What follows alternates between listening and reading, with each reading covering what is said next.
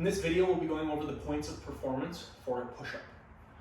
So the idea of a push-up, it is basically a moving plank. So if you go and look at the points of performance for our planks, a lot of those same concepts are going to transfer over to the push-up. The only difference is now our arms are going to be moving a little bit more. So to get set up, it's going to be our same foundations. We're moving right over into this. Instead of our feet, we're thinking a little bit more of our hands with the tripod. So if I'm in this tall plank position, the idea here is I want to make sure my weight is balanced through my hand. I don't want to feel like I'm too heavy through the heels of my hand, because that usually means that I'm behind my hands a little bit, and it's going to change kind of what's going on in the push-up. So I want to make sure I'm balanced with my weight between front, back, and side to side. So I'm going to kind of like find that position where I feel nice and balanced and make sure my hands are right underneath me. Set the tall plank position, and from there I'm going to keep my knees soft. So I'm not like trying to bend them a ton, I'm just not locking them out straight, because whenever I lock up my joints, I'm going to go to the end ranges and get kind of extreme, so that usually makes me arch my back quite a bit.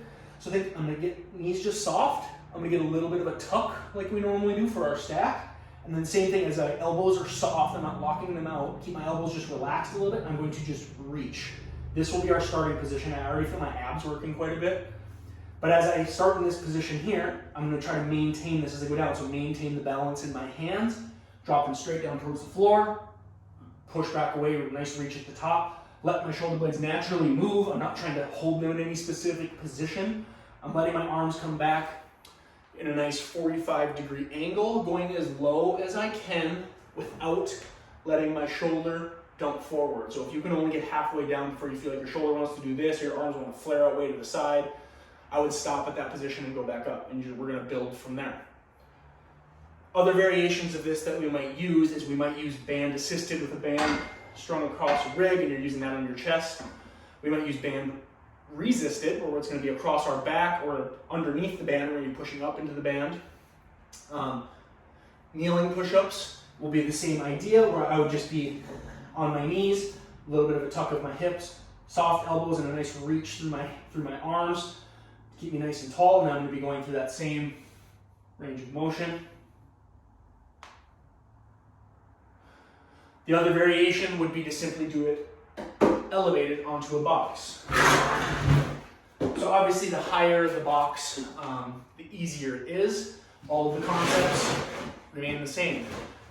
Same idea, I'm going to get my nice and balanced through my hand, make sure I feel my full weight, soft knees, a little bit of a tuck of my hips, reach through the box. And that's the position I'm going to start in, and I'm going to drop all the way down as far as I can while maintaining control of my shoulder position. Right up and down. Like I said, balanced hand, nice reach at the top with soft elbows, making sure we're getting through as big of a motion as we can without that shoulder dumping forward.